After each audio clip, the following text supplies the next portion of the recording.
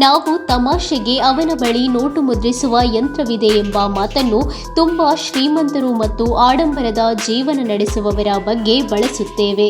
ಆದರೆ ಈ ಮಾತನ್ನು ಕೇಳಲು ಚೆನ್ನಾಗಿದ್ದರೂ ವಾಸ್ತವ ಜೀವನದಲ್ಲಿ ನೋಟು ಮುದ್ರಿಸಲು ಸಾಧ್ಯವಿಲ್ಲವೆಂದು ಎಲ್ಲರಿಗೂ ತಿಳಿದಿದೆ.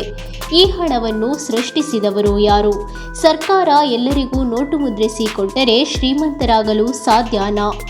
ಅನಿಯಮಿತವಾಗಿ ನೋಟು ಮುದ್ರಿಸಿದರೆ ಬಡತನ ಮುಕ್ತಾಯವಾಗುತ್ತಾ? ಬೆಲೆ ಏರಿಕೆಗೂ ನೋಟು ಮುದ್ರಣಕ್ಕೂ ಇರುವ ಸಂಬಂಧವೇನು? ನಿಮ್ಮ ಜೇಬಿನ ಹಣ ಇಂದು ಕೆಲಸ ಮಾಡುತ್ತಿದೆಯಾ ಅಥವಾ ನಿಧಾನವಾಗಿ ನಿಮ್ಮನ್ನೇ ಸಾಯಿಸುತ್ತಿದೆಯಾ ಎಂದು ನಿಮ್ಮ ಅಭಿಪ್ರಾಯವನ್ನು ಕಮೆಂಟ್ ಬಾಕ್ಸ್ನಲ್ಲಿ ತಿಳಿಸಿ. ಹಣವನ್ನು ಹೇಗೆ ಎಂಜಾಯ್ಮೆಂಟ್ಗೆ ಯೂಸ್ ಮಾಡುತ್ತಾ ಲೋನ್ ತೀರಿಸಲು ಮತ್ತು ಇನ್ವೆಸ್ಟ್ಮೆಂಟ್ ಸೇವಿಂಗ್ಗೆ ಬಳಸಬಹುದು ಎಂದು ಕೂಡ ಈ ವಿಡಿಯೋದಲ್ಲಿ ನೋಡೋಣ. ಈ ವಿಡಿಯೋದ ರೀತಿ ಬೇಸಿಕ್ ಇನ್ಫಾರ್ಮೇಷನ್ನಿಂದ ಹಿಡಿದು ಇಂಟ್ರೆಸ್ಟಿಂಗ್ ಫ್ಯಾಕ್ಟ್ ಇನ್ಫಾರ್ಮೇಷನ್ಗಳವರೆಗೆ ನೋಡೋದಕ್ಕೆ ನಮ್ಮ ವಿಚಿತ್ರ ಪ್ರಪಂಚ ಚಾನೆಲ್ನ ಸಬ್ಸ್ಕ್ರೈಬ್ ಮಾಡೋದಕ್ಕೆ ಮರಿಬೇಡಿ. ಮರದ ತೊಗಟೆಯಿಂದ ಬಂದ ಒಂದು ಕಾಗದಕ್ಕಾಗಿ ಜನರು ದಿನಕ್ಕೆ 8 ರಿಂದ 9 ಗಂಟೆ ಕೆಲಸ ಮಾಡುತ್ತಾರೆ. ಹಾಗಾದರೆ RBI ಎಷ್ಟು ನೋಟುಗಳನ್ನು ಮುದ್ರಿಸಬಹುದು? ಈ ಕಾಗದವನ್ನು ಎಲ್ಲ ದೇಶಗಳು ಒಪ್ಪಿಕೊಂಡಿದ್ದೇಕೆ ಎಂದು ಕೂಡ ಈ ವಿಡಿಯೋದಲ್ಲಿ ಇವತ್ತು ನೋಡೋಣ. ನಿಮಗೆ ಗೊತ್ತಿರುವ ಹಾಗೆ ಭಾರತದ ಕರೆನ್ಸಿ ನೋಟುಗಳನ್ನು ಮುದ್ರಿಸುವ ಜವಾಬ್ದಾರಿ ಭಾರತೀಯ ರಿಸರ್ವ್ ಬ್ಯಾಂಕ್ ಸೇರಿದೆ. RBIಯನ್ನು 1926ರಲ್ಲಿ ರಾಯಲ್ ಕಮಿಷನ್ ಆ್ಯಂಡ್ ಫಿನಾನ್ಸ್ ಅವರ ಶಿಫಾರಸ್ಸಿನ ಮೇರೆಗೆ ಸ್ಥಾಪಿಸಲಾಯಿತು. ಮೊದಲಿಗೆ RBIಯನ್ನು ಖಾಸಗಿ ಬ್ಯಾಂಕ್ ಆಗಿ ಸ್ಥಾಪಿಸಲಾಯಿತು. ನಂತರ ಇದನ್ನು ರಾಷ್ಟ್ರೀಕರಿಸಿ ಭಾರತದ ಕೇಂದ್ರ ಬ್ಯಾಂಕ್ ಸ್ಥಾನಮಾನ ನೀಡಲಾಯಿತು. ಅದಾದ ಬಳಿಕ ಇಂದಿನವರೆಗೆ RBIಯನ್ನು ಸರ್ಕಾರದ ಹಣಕಾಸು ಸಚಿವಾಲಯ ನಿರ್ವಹಿಸಿ ನಿಯಂತ್ರಿಸುತ್ತಿದೆ. RBI ಭಾರತದಲ್ಲಿ ಕ್ರೆಡಿಟ್ ವ್ಯವಸ್ಥೆಯನ್ನು ನಿಯಂತ್ರಿಸಿ ಹಣಕಾಸು ಸ್ಥಿರತೆಯನ್ನು ಕಾಯ್ದುಕೊಳ್ಳುತ್ತದೆ. ಅಲ್ಲದೆ ದೇಶದ ವಿದೇಶಿ ವಿನಿಮಯ ಸಂಗ್ರಹವನ್ನು ನಿರ್ವಹಿಸುತ್ತದೆ. ಆದರೆ ಈ ಎಲ್ಲ ಕಾರ್ಯಗಳಲ್ಲಿ ಅತ್ಯಂತ ಪ್ರಮುಖವಾದದ್ದು ಕರೆನ್ಸಿ ಇಶ್ಯೂ ಮಾಡುವ ಅಧಿಕಾರ. ಇದರ ಅಡಿಯಲ್ಲಿ RBI ಭಾರತೀಯ ಕರೆನ್ಸಿ ನೋಟುಗಳನ್ನು ಮುದ್ರಿಸಿ ದೇಶದಾದ್ಯಂತ ಪೂರೈಕೆ ಮಾಡುತ್ತದೆ. ಹಣ ಎಂದರೇನು? ಹಣವನ್ನು ಸೃಷ್ಟಿಸಿದವರು ಯಾರು?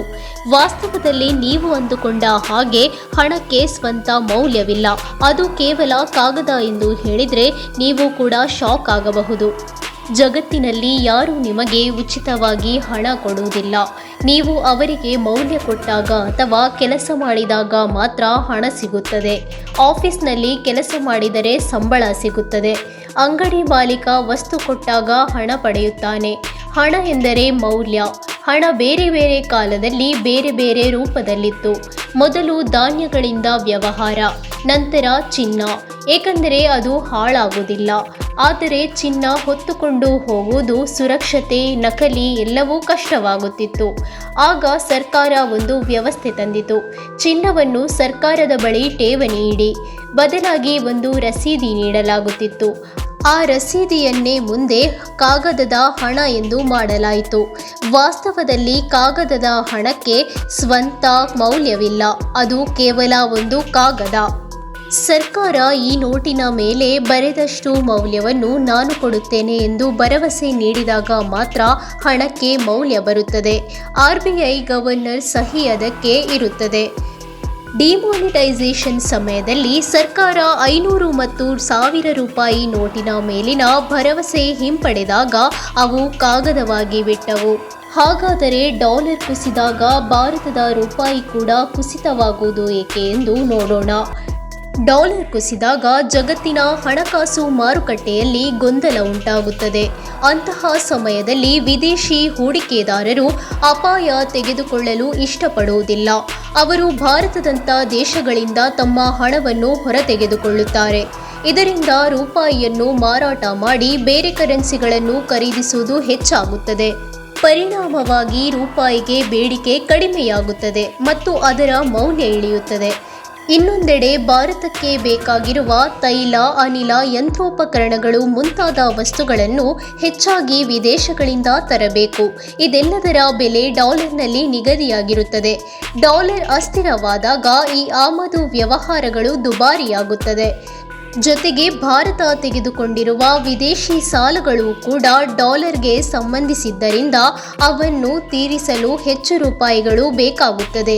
ಈ ಎಲ್ಲ ಕಾರಣಗಳಿಂದ ಡಾಲರ್ ಕುಸಿದಾಗ ರೂಪಾಯಿ ಮೌಲ್ಯ ಕಡಿಮೆಯಾಗುತ್ತದೆ ಮತ್ತು ಭಾರತದ ಆರ್ಥಿಕತೆಯ ಮೇಲೆ ಒತ್ತಡ ಬೀರುತ್ತದೆ. ಹಾಗಾದರೆ RBI ಎಷ್ಟು ನೋಟುಗಳನ್ನು ಮುದ್ರಿಸಬಹುದು ಮತ್ತು ಯಾಕೆ ಅನಿಯಮಿತವಾಗಿ ಮುದ್ರಿಸುವುದಿಲ್ಲ ಎಂದು ನೋಡೋಣ. ಹೆಚ್ಚು ಮುದ್ರಿಸಿದರೆ ಜನರ ಖರೀದಿ ಹೆಚ್ಚುತ್ತದೆ, ಬೇಡಿಕೆ ಕೂಡ ಹೆಚ್ಚುತ್ತದೆ. ಪೂರೈಕೆ ಅಷ್ಟೇ ವೇಗದಲ್ಲಿ ಹೆಚ್ಚಾಗದಿದ್ದರೆ ಬೆಲೆಗಳು ಏರುತ್ತವೆ. ಇದರಿಂದ ದುಬ್ಬರ ನಿಯಂತ್ರಣ ತಪ್ಪುತ್ತದೆ. ಉದಾಹರಣೆಗೆ ಜಿಂಬಾಬ್ವೆ.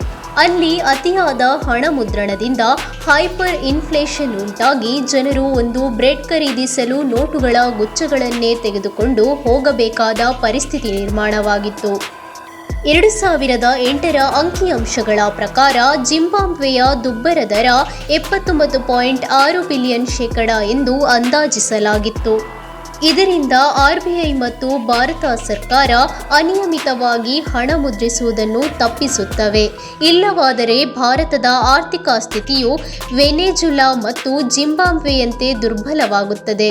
ನಿಮ್ಮ ಮನದಲ್ಲೂ ಇಂತಹ ಪ್ರಶ್ನೆಗಳು ಬಂದಿರಬಹುದು. ಆದರೆ ಈಗ ನಿಮಗೆ ಸ್ಪಷ್ಟವಾಗಿರಬಹುದು, ಹೆಚ್ಚು ಹಣ ಮುದ್ರಿಸುವುದೇ ಬಡತನದ ಪರಿಹಾರವಲ್ಲ.